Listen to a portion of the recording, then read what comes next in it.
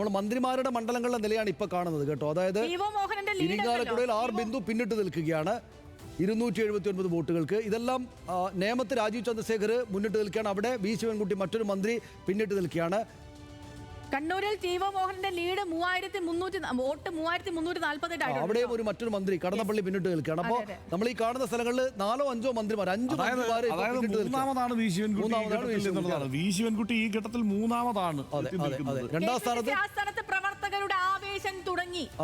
അവർക്ക് ആവേശ പ്രകടനം നടത്താവുന്ന ആഹ്ലാദ പ്രകടനം നടത്താവുന്ന സാഹചര്യത്തിലേക്ക് പതുക്കെ പ്രവേശിക്കുകയാണ് എന്ന കാര്യത്തിൽ യാതൊരു സംശയവുമില്ല. 81 ഇടത്ത് UDF മുന്നിട്ട് നിൽക്കുകയാണ്. 81 സീറ്റുകളിൽ മുന്നിട്ട് നിൽക്കുന്നു. പല സ്ഥലങ്ങളിൽ ഇപ്പോൾ പത്തനാപുരത്ത് ജ്യോതികുമാർ ചാമക്കാല 973 വോട്ടുകൾക്ക് മുന്നിട്ട് നിൽക്കുകയാണ്. പത്തനാപുരത്ത് ഒരു ഘട്ടത്തിൽ പോലും ജ്യോതികുമാർ ചാമക്കാല പിന്നോട്ട് പോവുകയോ കെ വി ഗണേഷ് കുമാർ മുന്നോട്ട് വരികയോ ചെയ്തിട്ടില്ല. മറ്റൊരു മന്ത്രി വീണ ജോർജ് 164 വോട്ടുകൾക്ക് പിന്നിട്ട് നിൽക്കുകയാണ്. അബിൻ വർക്കിയാണ് ആറന്മുളയിൽ നിൽക്കുന്നത്. മന്ത്രിമാര് ഇപ്പൊ തന്നെ നമ്മുടെ മുമ്പിലേക്ക് Veena George, R Bindu, Kadannappally, Sivankutty, M D Rajesh, P Rajeev, BN Vasavan, ഇങ്ങനെ ഒരുപാട് മന്ത്രിമാര് പിന്നോട്ട് പോയിക്കൊണ്ടിരിക്കുകയാണ്. മന്ത്രിമാരെല്ലാം ഇപ്പോൾ ആദ്യഘട്ടത്തിൽ പിന്നിലാണ്. ഇനിയിപ്പോൾ കാര്യങ്ങൾ മറിഞ്ഞു വരുമോ എന്ന് നമുക്ക് നോക്കാം. പക്ഷേ എന്നാലും ഈ ഘട്ടത്തിൽ 81 ഇടത്ത് മുന്നേറ്റം നടത്തുകയാണ്. VD സതീശൻ വിജയിക്കാം എന്ന പ്രതീക്ഷയിലേക്ക് LDF പ്രവർത്തകർ എത്തിക്കൊണ്ടിരിക്കുകയാണ്. മുന്നിൽ റോയിക്ക് പോലീസ് പ്രചാരണ വാഹനം അടക്കം ഈരാറ്റുപേട്ട കിടപ്പുണ്ട്. ഇന്നലെ സെറ്റ് ചെയ്തെടുത്തതാ. അപ്പം അതുകൊണ്ട് അവര് തികഞ്ഞ ആത്മവിശ്വാസം വലിയ മുന്നേറ്റത്തിലേക്ക് UDF പോകുന്നോ എന്ന് ആ ഭാഗത്ത് നിൽക്കുന്ന ആളുകൾക്ക് വലിയ പ്രതീക്ഷ നൽകുന്ന സമയമായിട്ട് ഈ ഘട്ടം മാറിയിട്ടുണ്ട്. 81 സീറ്റുകളിലാണ് മുന്നിട്ട് നിൽക്കുന്നത്. ചവറയിൽ ഷിബു ബേബി ജോൺ മുന്നിട്ട് നിൽക്കുകയാണ്. 55 സീറ്റുകളിൽ മാത്രമാണ് ഇപ്പോൾ LDF മുന്നിട്ട് നിൽക്കുന്നത്. ആറന്മുളയിൽ 1332 വോട്ടുകൾക്ക് പിന്നിട്ട് നിൽക്കുകയാണ് വീണ ജോർജ്. തൊട്ടടുത്ത എതിർ സ്ഥാനാർത്ഥി മുന്നിലുള്ള അബിൻ വർക്കിയേക്കാൾ മുന്നിൽ.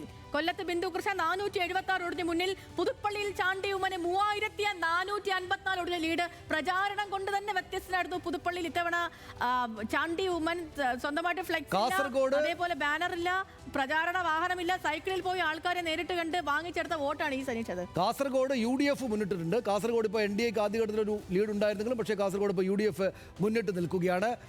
കണ്ണൂരിൽ ഒറ്റ നിൽപ്പാണ് UDF മുന്നിട്ട് നിൽക്കുകയാണ്. ടി.ഒ. മോഹനൻ. കടന്നപ്പള്ളി അവിടെ വളരെ പിന്നിലാണ്. പി പ്രസാദ് ലീഡ് തിരിച്ചു പിടിച്ചിട്ടുണ്ട് കേട്ടോ. 1250 വോട്ടുകൾക്ക് ചേർത്തലയിൽ പി പ്രസാദ് ലീഡ് തിരിച്ചു പിടിച്ചിട്ടുണ്ട്. അപ്പോൾ ഈ പിന്നിലായിരുന്ന മന്ത്രിമാരിൽ ഒരാൾ മുന്നിലെത്തിയിട്ടുണ്ട്. നാദാപുരത്ത് ഇടയ്ക്ക് UDF മുന്നിട്ട് വന്നിരുന്നു. പക്ഷേ നാദാപുരത്ത് ഇപ്പോൾ LDF ആണ് മുന്നിട്ട് നിൽക്കുന്നത്. കോഴിക്കോട് ആകപ്പാടെ എനിക്ക് തോന്നുന്നു നാദാപുരത്താണ് ഇപ്പോൾ ആ മേഖലയിൽ മുന്നിട്ട് നിൽക്കുന്നത്.